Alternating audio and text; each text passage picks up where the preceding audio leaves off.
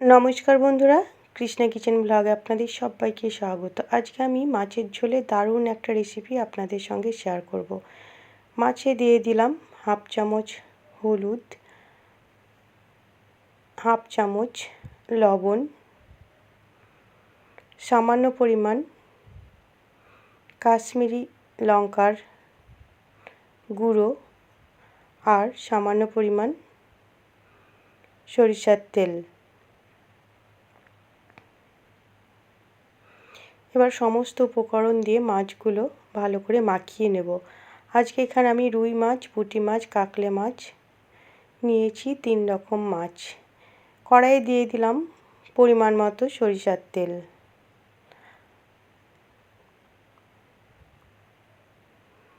তেল খুব সুন্দর গরম হয়ে গেছে, ভালো করে আমি কড়াইয়ের চারিদিকে ছড়িয়ে দিলাম। এবার খুন্তি দিয়ে মাছগুলো তেলে দিয়ে ভালো করে ভেজে নেব। প্রথমে আমি রুই মাছগুলো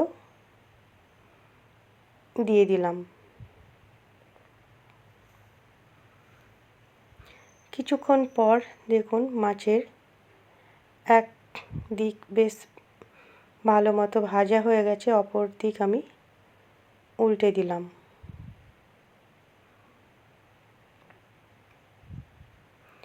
আজকে এই মাছের রেসিপিটি একদমই অন্যরকমভাবে হবে আর খেতে কিন্তু দারুণ হয়, আর গরম ভাতের সঙ্গে খেতে কিন্তু দারুণ লাগে। তো রুই মাছগুলো ভাজা হয়ে গেছে, অন্য পাত্রে তুলে নিলাম।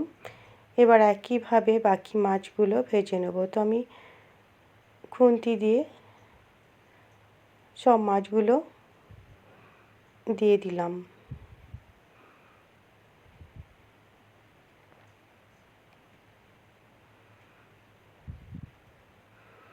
দেখুন মাছগুলো বেশ ভালো মতো ভাজা হয়ে গেছে। বাকি মাছগুলো তুলে নিলাম।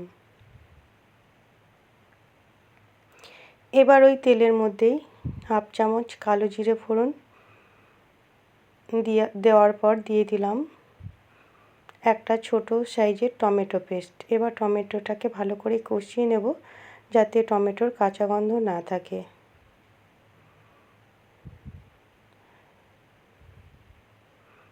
টমেটোটা খুব সুন্দর কষানো হয়ে গেছে, দেখে বুঝতে পারছেন। দিয়ে দিলাম 2 চামচ কাঁচা লঙ্কা আর আদার পেস্ট, হাফ চামচ কাশ্মীরি লঙ্কার গুঁড়ো, হাফ চামচ হলুদ গুঁড়ো, হাফ চামচ ধনে গুঁড়ো আর হাফ চামচের কম জিরে গুঁড়ো। এবার সমস্ত মশলাগুলো আরও একটু কষিয়ে নেব।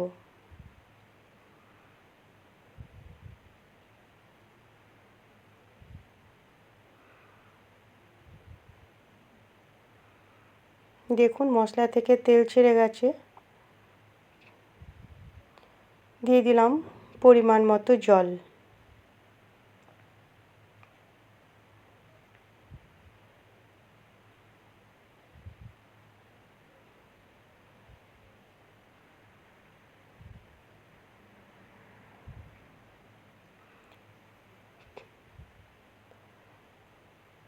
এখানে ঝোল ফুটে ওঠার অপেক্ষায় থাকতে হবে। তো আমি দিয়ে দিলাম স্বাদ মতো লবণ।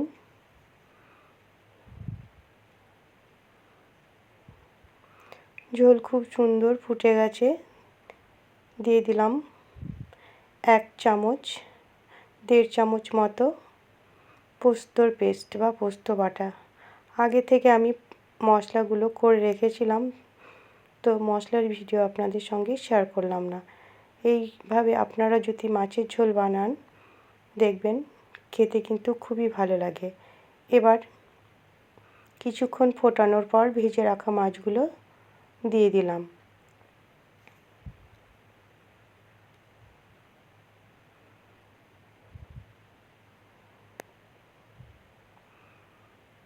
দিয়ে দিলাম চেরা কাঁচা লঙ্কা দুটো। আপনারা যে যেমন ঝাল খাবেন সে মতো দিতে পারেন। কাঁচা লঙ্কার গন্ধটা কিন্তু খুবই ভালো লাগে আর রান্নার টেস্টও কিন্তু বেড়ে যায়। তাহলে বন্ধুরা, আজকের এই মাছের ঝোলের রেসিপিটি কেমন লাগলো অবশ্যই কমেন্ট করে জানাবেন। আর রেসিপিটি ভালো লাগলে লাইক করবেন একটা, আর আমার চ্যানেলে নতুন বন্ধু হয়ে থাকলে সাবস্ক্রাইব করে পাশে থাকবেন। নামিয়ে আমি অন্য পাত্রে সার্ভ করে দিয়েছি। তাহলে বন্ধুরা, কত সহজে তৈরি হয়ে গেল এই রেসিপিটি। আপনারা অবশ্যই একবার বানাবেন, দেখবেন খুবই ভালো লাগবে। সম্পূর্ণ ভিডিওটি দেখার জন্য অসংখ্য ধন্যবাদ।